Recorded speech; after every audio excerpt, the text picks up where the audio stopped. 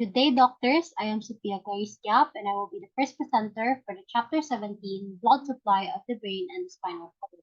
So before we begin the presentation, we would like to show you our chapter objectives, by which we hope by the end of this video, everyone would be able to review the main arteries and veins supplying the brain and the spinal cord, to learn the areas of the cerebral cortex and spinal cord supplied by a particular artery, and to understand the dysfunction which will result if the artery is blocked, to review the circle of Willis, as well as the blood supply of the internal capsule. Now, the coverage for this discussion will revolve around this 6 subtopics: the arteries of the brain, the veins of the brain capillaries, the spinal cord arteries, the spinal cord veins, and the clinical correlation. Now we will start with the arteries of the brain. The arteries of the brain comes from the 4 arteries, which are the left and right internal carotid artery and the left and right vertebral artery. Now we have the 2 internal carotid arteries and the 2 vertebral arteries. Now we begin with the internal carotid artery. The internal carotid artery enters the skull base through the carotid canal, and it begins at the bifurcation of the common carotid artery. It has a dilation called the carotid sinus,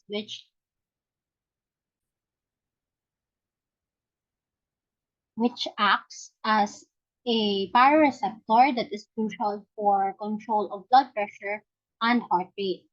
Now, the internal carotid artery splits into 2 and is now named anterior and medial cerebral. Now, the cerebral portion branches of the anterior carotid artery.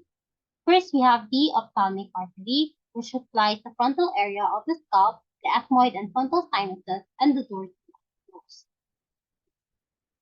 Next is the anterior cerebral artery, which is a smaller terminal branch of the ICA, and it is medially superior to the optic nerve and enters the longitudinal fissure of the cerebellum. Its cortical branches supplies the medial surface of the cerebral cortex, particularly the leg area, and the cerebral branches supplies the lentiform and caudate nuclei as well as the internal capsule. So again, it supplies the middle portion of the frontal lobe and the parietal lobe. Now, the 2 anterior cerebral arteries communicate or is connected with each other via the anterior communicating artery. Now, the middle cerebral artery is the largest branch of the ICA. Its cortical branches supplies the lateral surface of the cerebral hemisphere, except to the narrow surface of the anterior cerebral artery, and also the occipital pole and the interlateral surface, which is supplied by the posterior cerebral artery. Again, the middle cerebral artery supplies the entire motor area, except the leg area, which is supplied by the anterior cerebral artery. Now, the cerebral branches of the middle cerebral artery also supplies the lentiform nucleus, the caudate nuclei, and the internal capsule.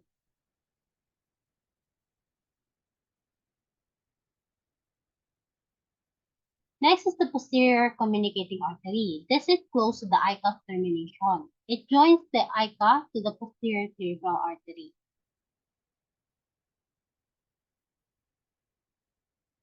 Next is the choroidal artery. It passes posteriorly close to the optic tract and enters the inferior horn of the lateral ventricle. It supplies the blue cerebri, the lateral geniculate body, the optic tract, and the internal capsule.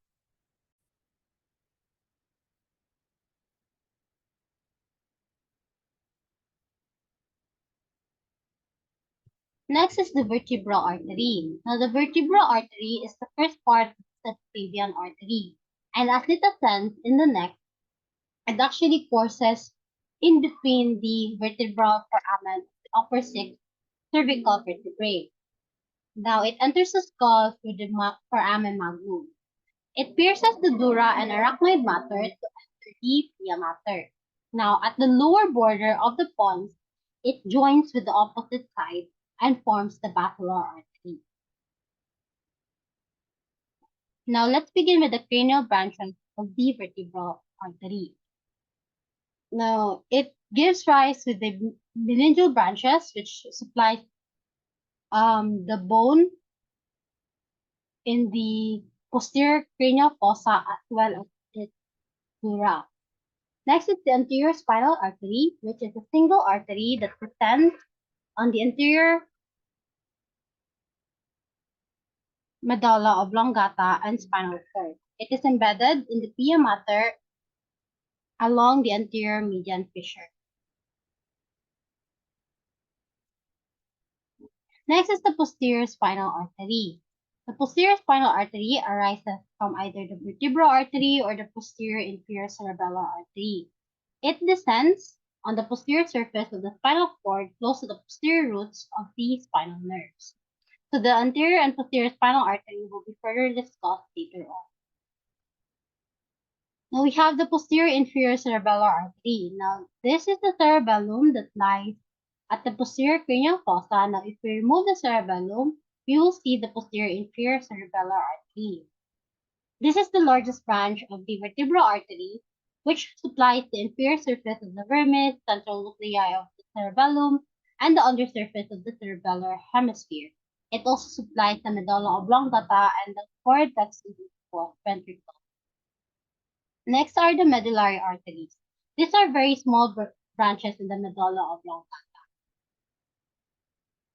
So this is a microangiogram that depicts the medullary arteries because I cannot find any picture with the medullary arteries apart from this one.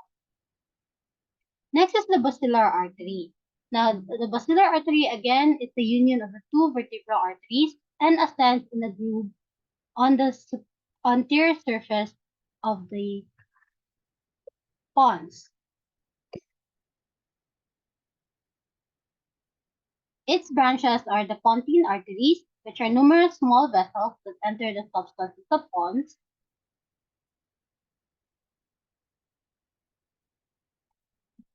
The labyrinthine arteries, where these are long and narrow artery that accompanies the facial and the glococular nerves into the internal acoustic hiatus.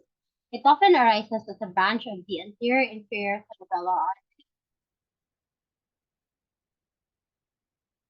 and it is also called the internal auditory.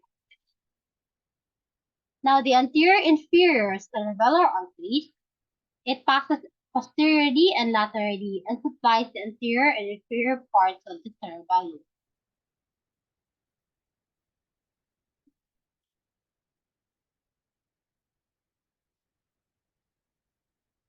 Next is the superior cerebellar arteries, which arise close to the termination of the basilar artery and winds around the cerebellar peduncle and supplies the superior surface of the cerebellum, pons, pineal gland, and superior medullary velum.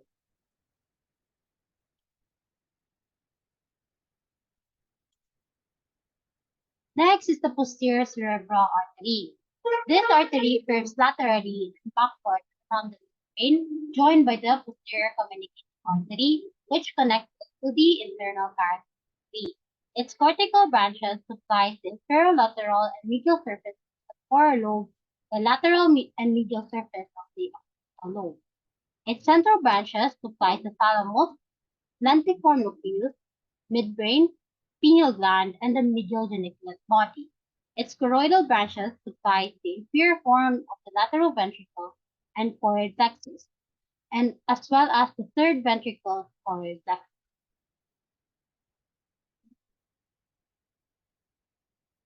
So these are the summary of the arteries of the brain.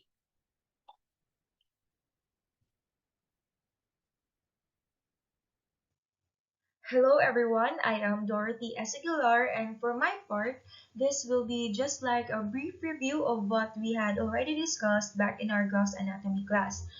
So, the circle of Willis is a structure that is found at the interpeduncular fossa, which is at the base of the brain, and it is formed by the anastomosis of two internal carotid arteries, the right and the left, and also two vertebral arteries, the right and the left also. So along with that, the anterior and posterior communicating arteries, the anterior and posterior cerebral arteries, and the basilar artery also contribute to the circle of Willis. So the circle of Willis is a structure that allows blood that enters by either the internal carotid arteries or the vertebral artery to be distributed to any part of both cerebral hemispheres. So along with that, the cortical and central branches that arose from the circle are the ones that supply the brain substances. So there are variation in sizes in the arteries that compose the circle of Willis. So it varies from person to person. And additionally, there had been reported cases that wherein there is an absence of the posterior communicating artery. Now proceeding to the next part, which is which are the arteries to specific brain areas. So for the first part, the corpus striatum and internal capsule. So the corpus striatum, as what we already know, is composed of the caudate nucleus and the lentiform nucleus. So the corpus striatum and the internal capsule is mainly supplied by the lateral striate and medial striate central branches of the middle cerebral arteries, both the right and the left. Next, the thalamus is a structure that is mainly supplied by the posterior communicating artery, the basilar artery, and the posterior cerebral artery. Then, the midbrain is mainly supplied by the posterior cerebral artery and the superior cerebellar artery, and also, again, the basilar artery. Next, the pons is a structure that is supplied by the, once again, the basilar artery, the anterior, inferior, and superior cerebellar arteries. Whereas the medulla oblongata is mainly supplied by the vertebral artery, the anterior and posterior spinal arteries, the posterior inferior cerebellar artery, and the basilar artery.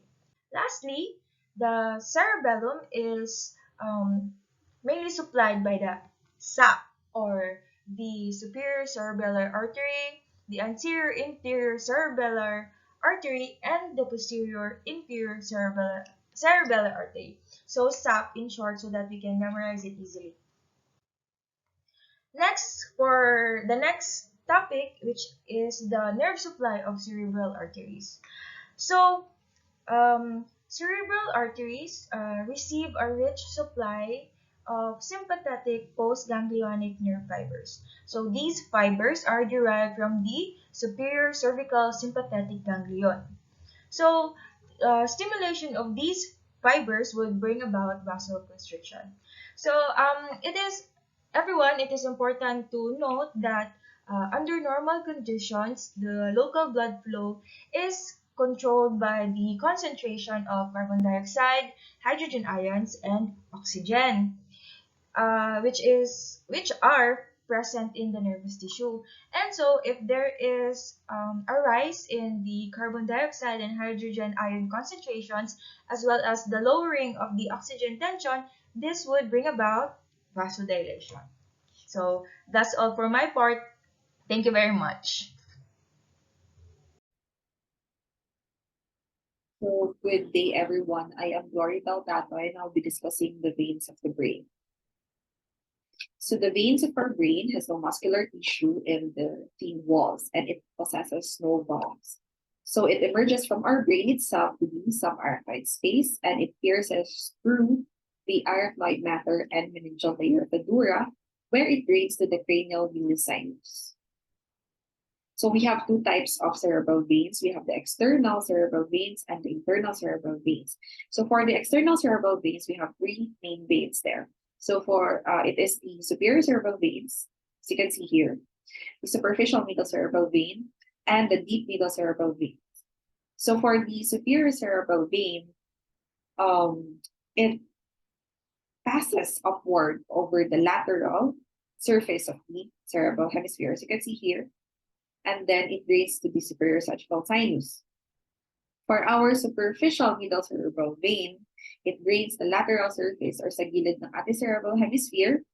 So dito, and then it runs inferiorly in the lateral sulcus, and it empties in the cavernous sinus. And for our deep middle cerebral vein, it drains our insula. So ang insula is located in the inner brain, right?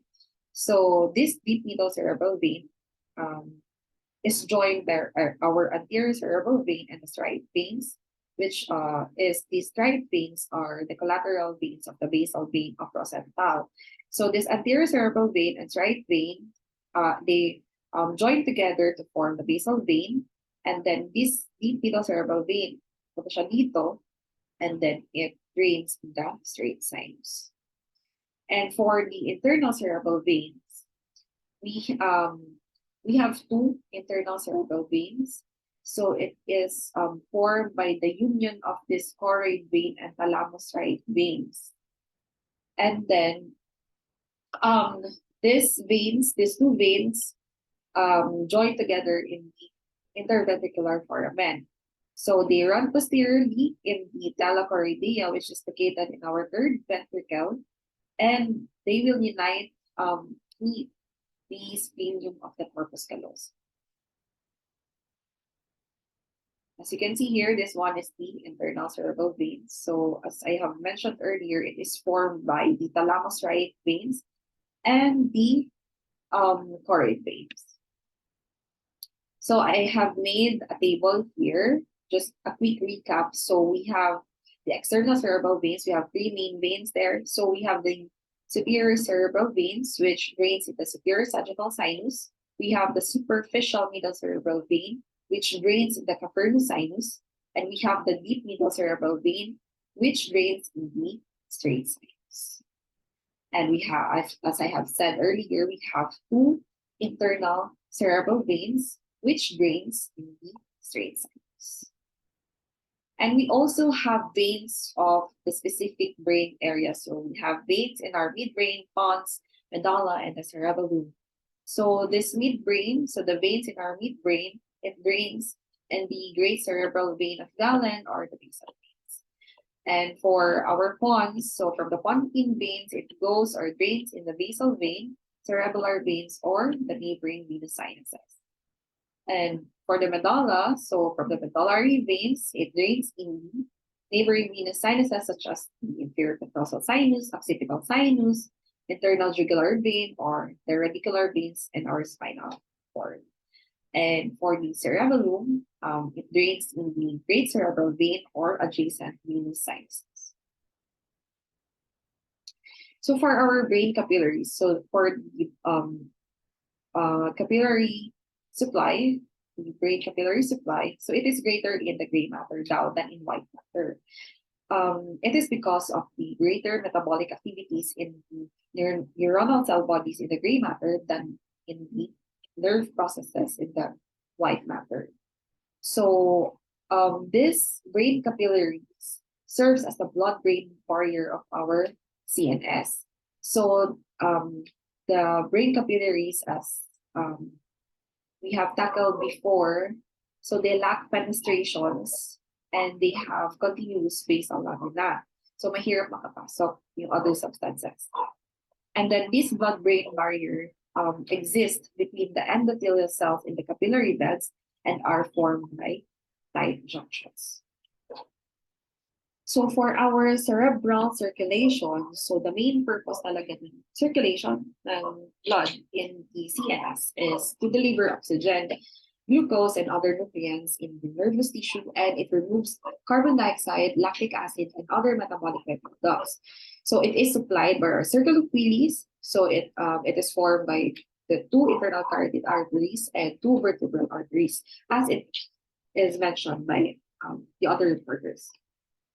So if the internal carotid artery or vertebral artery is occluded now, so the blood passes forward or backward to compensate the reduction in blood flow. So pwedeng mag-forward daw yung blood or mag-backward if mayroong occlusion. So one of these, like for example, this one, the left internal carotid, may occlusion dyan. So mabalik lang si blood or mag-forward siya. depende kung asa ang occlusion. So, one of the main factors na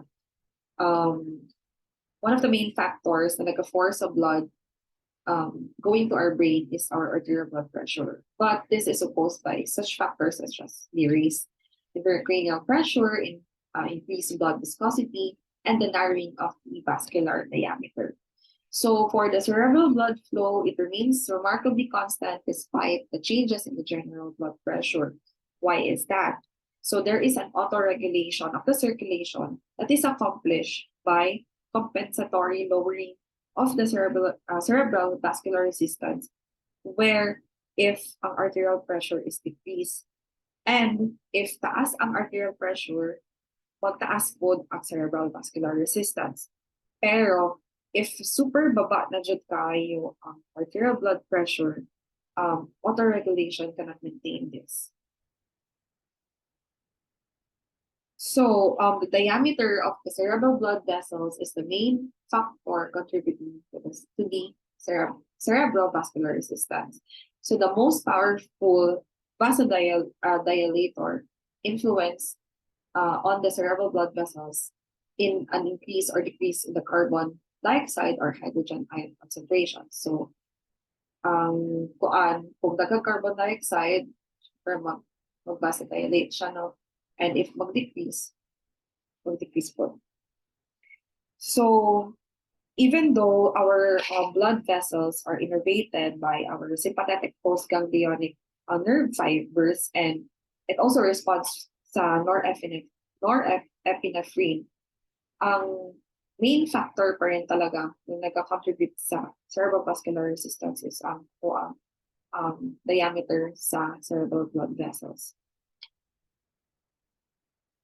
And also, dili lang ang carbon dioxide ang nag-influence sa pag-vasodilate, also pagbaba po ang oxygen levels. So for the cerebral blood flow, it can be measured by intracarotid injection or inhalation of radioactive krypton or xenon.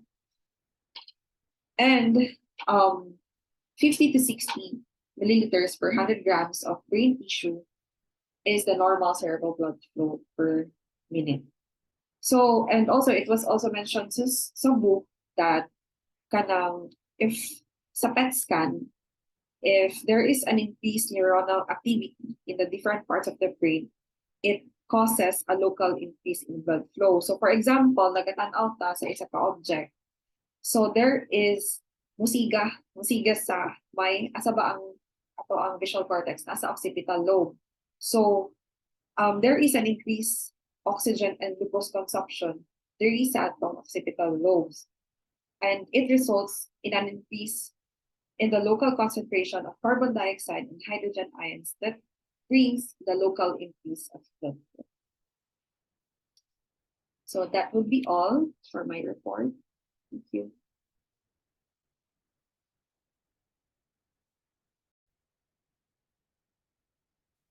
So, good morning, everyone. My name is Diane Maria Esmalla, and now I'm going to discuss with you the blood supply of the spinal cord, more specifically on the arteries and also the veins of the spinal cord.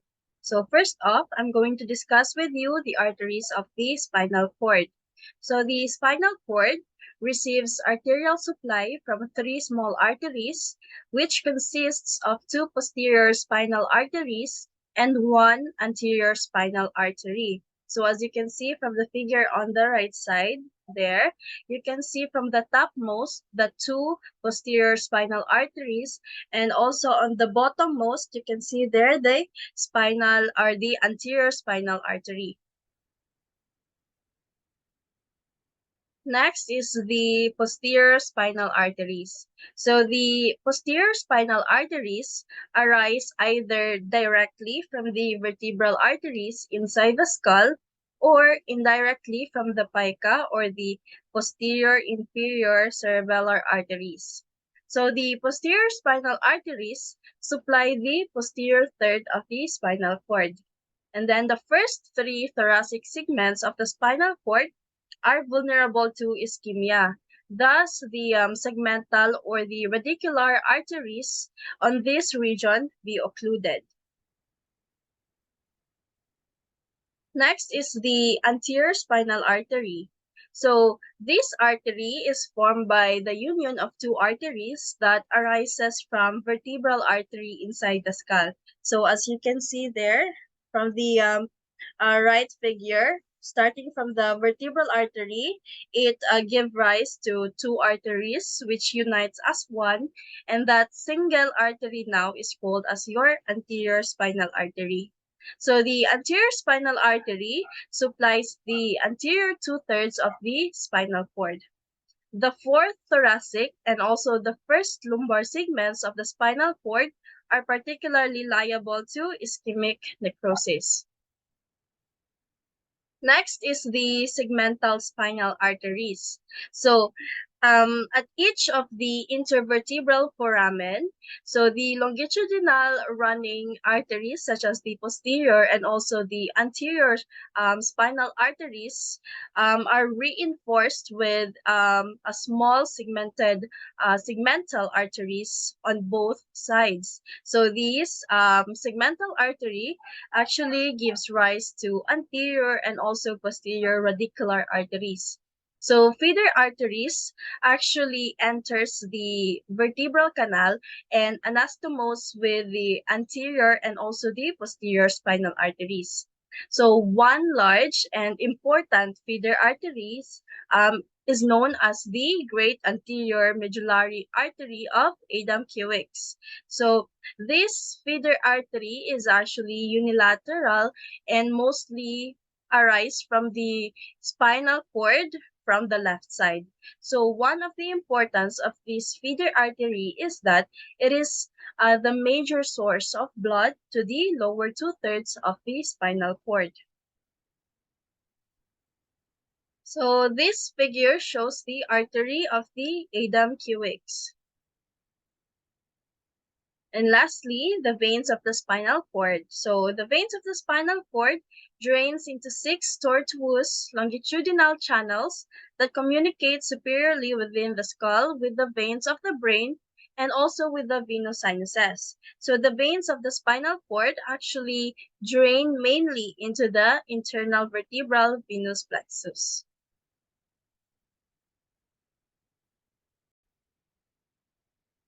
So good day everyone, I am Christine Salvacion, and for the last part of this presentation, I'll be discussing some clinical notes in relation to our topic. So now that we have learned about the important vessels that supply blood to the brain, we can now understand how lesions or damage to the structures can cause impaired blood flow to the brain, an emergency condition called the cerebral ischemia. So normally, apat no, the brain receives 15% of the resting cardiac output. So when there is a complete cut-off of blood supply to the brain, within 5 to 10 seconds, the individual becomes unconscious.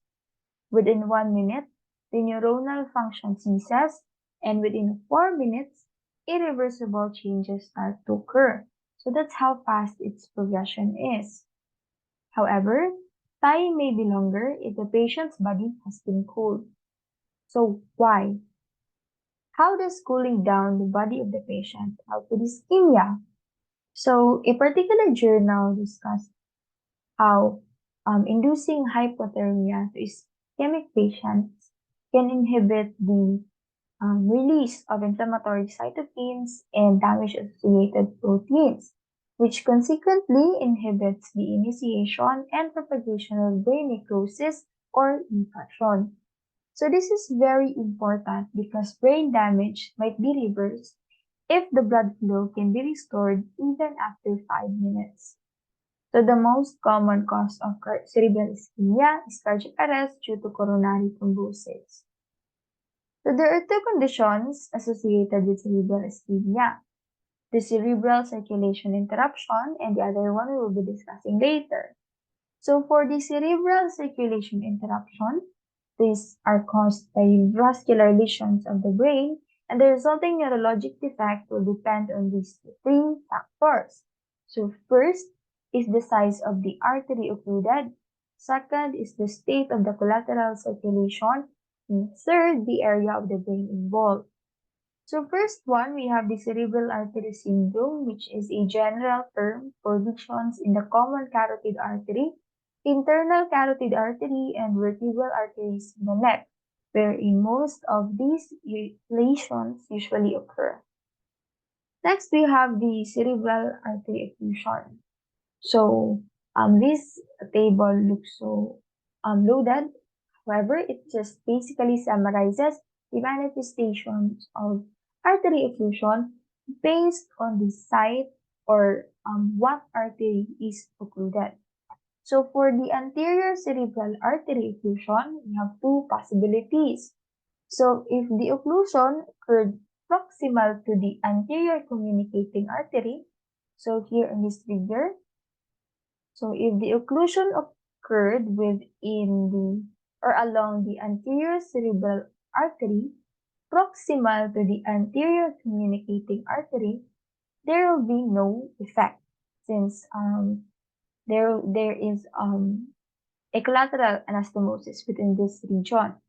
However, within the anterior communicating artery, if the occlusion occurred distally, there will be contralateral hemiparesis, or the weakness or inability to move on one side of the body, and hemisensory loss in the leg and the foot.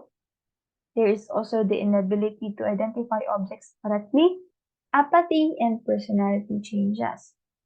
So we also have the middle cerebral artery occlusion. So here, in this figure, the middle cerebral artery, so if the occlusion occurred here, there will also be a contralateral hemiparesis and hemisensory loss, but instead sa face and sa arm.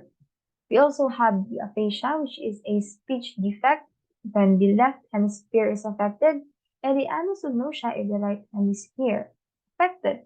So anosognosia, as we can recall, is the condition wherein the person is unaware of his or her mental condition. So we also have the contralateral homonymous hemianopia, or the loss of vision on half of the visual field. So we also have the posterior cerebral artery occlusion. So here, in this area, so if the occlusion occurred here, there will be a contralateral homonymous hemianopia, visual agnosia, and the impairment of memory. If sa internal carotid artery naman yung occlusion, here, labeled here, is the internal carotid artery, the manifestations are the same with that of the middle cerebral artery occlusion, with the addition of the partial or complete loss of sight on the same side. Lastly, we have the vertebrobasilar artery occlusion, which has the most extensive manifestation. So this occlusion occurs here. So here dito yung basilar artery down to the vertebral artery.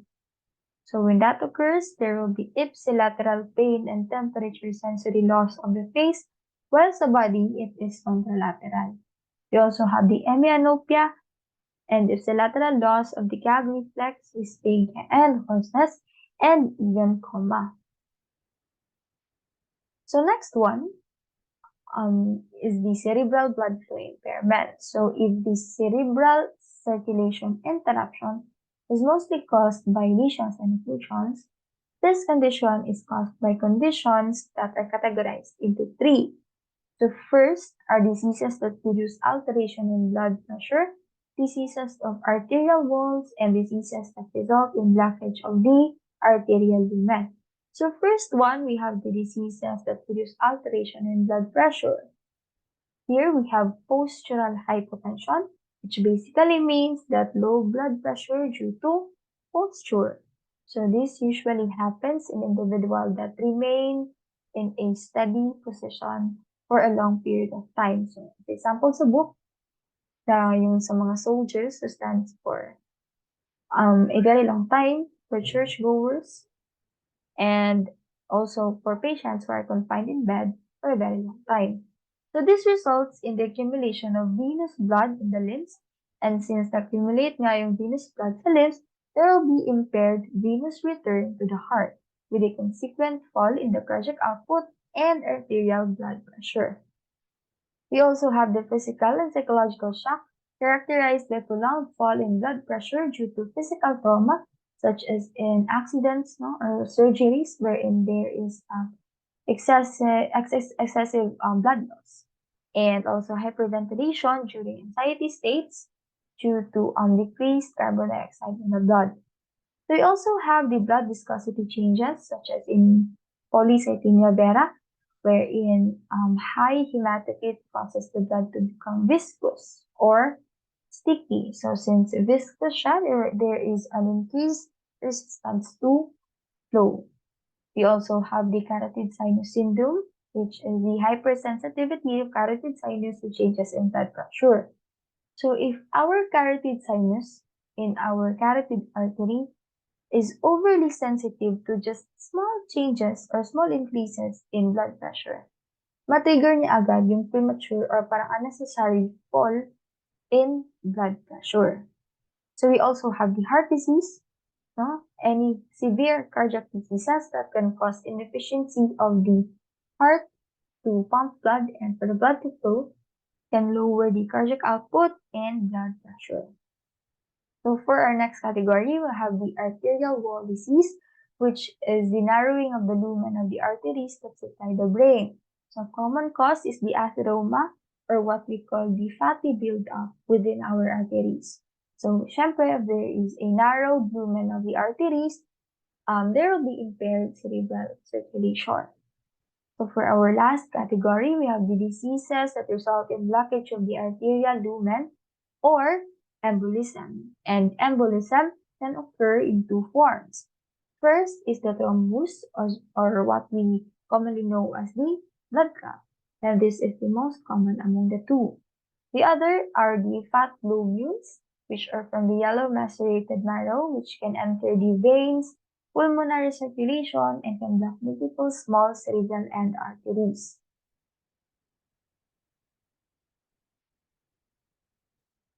So, good afternoon, Doc. Good afternoon, everyone. My name is Ray Salde, and I will be presenting cerebral aneurysm. So, cerebral aneurysm is defined as a weak or thin spot on an artery in the brain that balloons and fills with blood.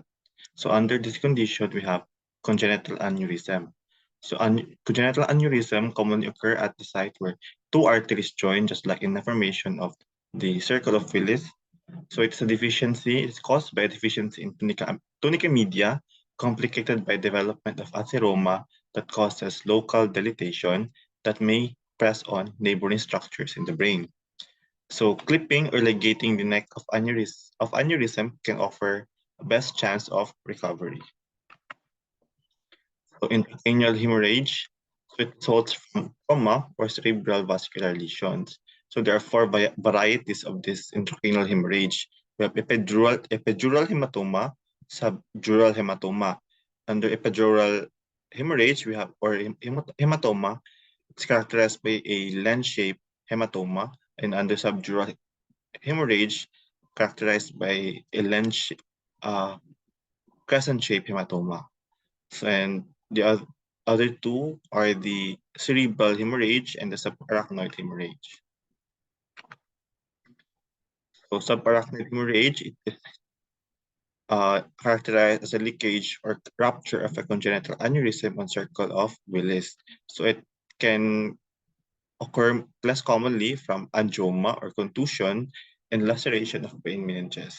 So diagnosis is done using computed tomography.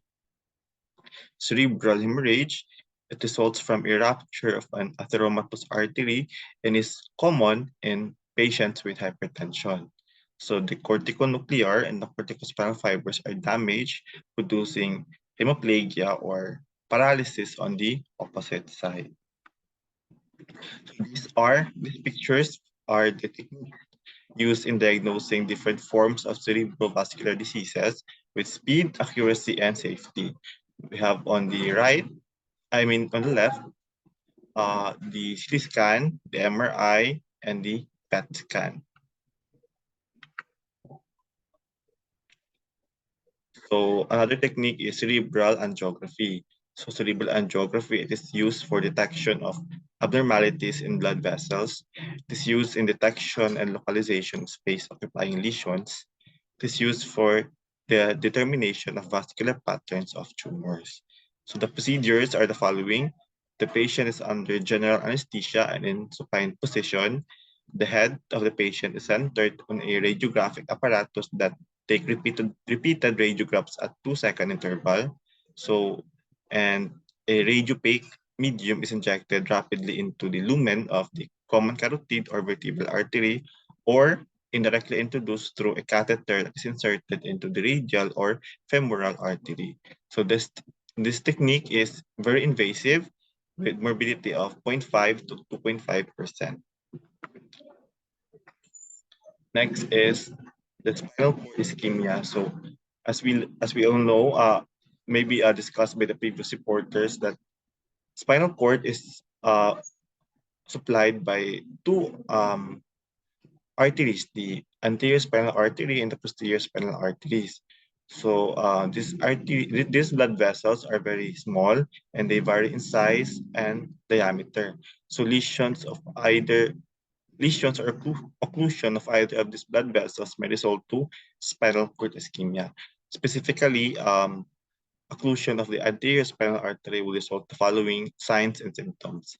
So there would be a loss of motor function below the level of the lesion, bilateral thermoanesthesia and analgesia that occur below the level of the lesion, weakness of limb muscles, loss of bladder and bowel control. However, position sense, vibration, and light touch are normal due to preservation of posterior white column by the posterior spinal arteries. So the fourth thoracic and the first lumbar segment are the areas that are prone to ischemia. So next is thoracic aortic dissection. So any expanding clot in the aortic wall can block the origins of the posterior intercostal arteries. So this posterior intercostal arteries are the segmental artery in the thoracic region of the spinal cord. So a blockage of this posterior intercostal artery will result to ischemia of the spinal cord. Lastly, we have complication of a leaking abdominal aortic aneurysm. So the effect of a direct pressure on the lumbar arteries, which is also a segmental artery in the lumbar region of spinal cord, by a leaking aneurysm can interfere with blood to the spinal cord. I think that would be all. Thank you, Doc, for listening. Thank you, everyone, for listening.